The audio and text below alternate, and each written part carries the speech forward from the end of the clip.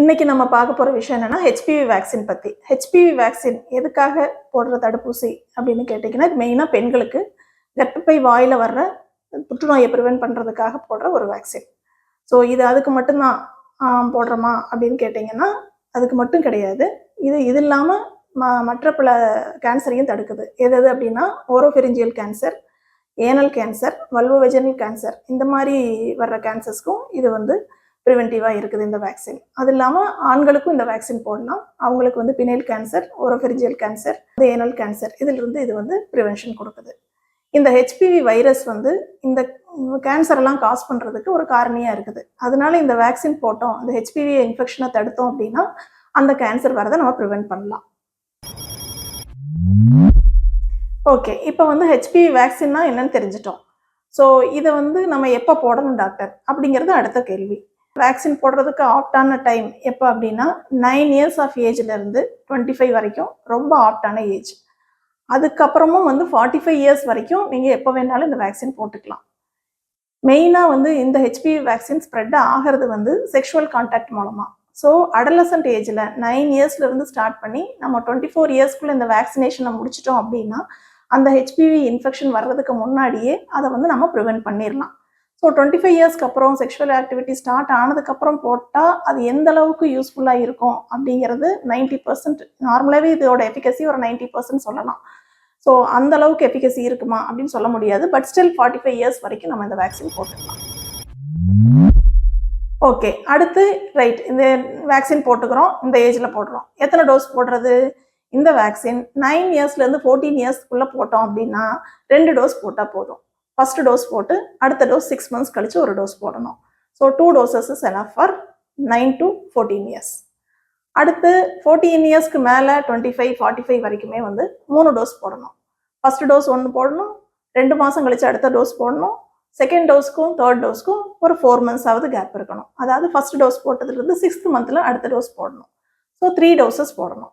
இந்த vaccination schedule வந்து for both male and female, 2 பேர்த்துக்குமே, ஆண்களுக்கு பெண்களுக்கு 2 பேர்த்துக்கும் ஒரே மாதிரியான டோஸ் தான். ஓகே, ஹெச்பிவி வேக்சின்னா என்ன, எப்போ போடணும், எத்தனை டோஸ் போடணும், அடுத்து என்ன காஸ்ட். இது வரைக்கும் இம்போர்ட்டட் வேக்சின் மட்டும் தான் அவைலபிளாக இருந்தது. அரௌண்ட் ஒரு 4,000 per டோஸ் காஸ்ட் ஆகிட்டு இருந்தது. ஸோ ஆக்சுவலாக 12,000 ஒரு கோர்ஸுக்கு 3 doses போட்டால். அதே நேரத்தில் இப்போ வந்து நம்ம இந்தியன் கவர்மெண்ட்லேயே இது சப்போர்ட் பண்ணி இந்தியாவிலேயே மேனுஃபேக்சர் பண்ணுறாங்க. பர் டோஸோட காஸ்ட் 2,000 வரைக்கும் கட் டவுன் ஆகிருக்குது. ஸோ இந்த அளவுக்கு டோஸோட காஸ்ட் குறைஞ்சிருக்கிறதுனால இதோட பெனிஃபிட்ஸும் அதிகமாக இருக்கிறதுனால let us all B motivated to vaccinate. நம்மளுக்கும் வேக்சினேட் பண்ணிக்கலாம், நம்ம குழந்தைகளுக்கும் வேக்சினேட் பண்ணிக்கிறது நல்லது. நிறைய பேர்த்துக்கு வந்து ப்ரெக்னெண்ட்டாக இருக்கிறோம், நாங்கள் இந்த வேக்சின் போட்டுக்கலாமா அப்படிங்கிறது ஒரு டவுட்டாக இருக்கும். ப்ரெக்னன்சியில் இந்த வேக்சின் அவாய்ட் பண்ணிக்கிறது நல்லது.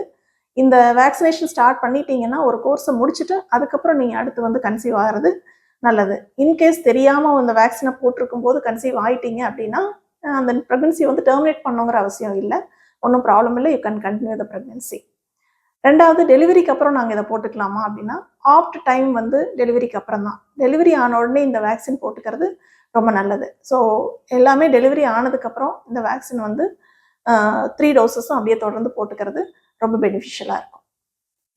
டெலிவரிக்கு அப்புறம் இந்த வேக்சின் போட்டுக்கலான்னு சொல்கிறீங்களே டாக்டர், அப்போ வந்து எங்களுக்கு நாங்கள் பேபிக்கு ஃபீட் பண்ணுறோம், அது ஒன்றும் ப்ராப்ளம் ஆகாதா அப்படிங்கிறது நிறைய பேர்த்தோட கொஷின். டெஃபினட்டாக பேபிக்கு வந்து இந்த வேக்சின் போட்டுட்டு நீங்கள் ஃபீட் பண்ணிங்கன்னா பேபிக்கோ உங்களுக்கோ எந்த ப்ராப்ளமும் வராது, தாராளமாக நீங்கள் ஃபீட் பண்ணலாம். இப்போ இந்த சர்வைக்கல் கேன்சர் வருதான்னு நம்ம வந்து ஸ்க்ரீனிங் டெஸ்ட் ஒன்று பார்க்குறோம், பேப்ஸ்மியர் பார்க்குறோம். எவ்ரி 3 years பார்த்துக்கிறது நல்லது. நிறைய பேர் பார்த்துக்கிறாங்க, நிறைய பேர்த்துக்கு அதோட அவேர்னஸ் இல்லை.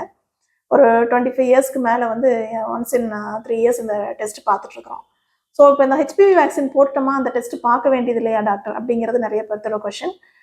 டெஃபினட்டாக அதுக்கு இதுக்கு சம்மந்தம் இல்லை. நீங்கள் வேக்சின் போட்டாலும் சர்வைக்கல் கேன்சருக்குரிய ஸ்க்ரீனிங் டெஸ்ட் ரொட்டீனாக அந்த ரெகுலராக பார்த்துக்கிறது நல்லது. இந்த சர்வைக்கல் கேன்சர் பெண்களுக்கு பிரஸ்ட் கேன்சருக்கு அடுத்து இதுதான் second most common cancer. So இதை வந்து கண்டிப்பாக நம்ம ப்ரிவென்ட் பண்ணணும். ஸோ ப்ரிவென்ட் பண்ணுறதுக்கு நம்ம கையில் கிடச்சிருக்கிற ஒரே ஆயுதம் இந்த ஹெச்பிவி வேக்சின் தான். So let us all get motivated. எல்லாருமே தெரிஞ்சுக்கோங்க.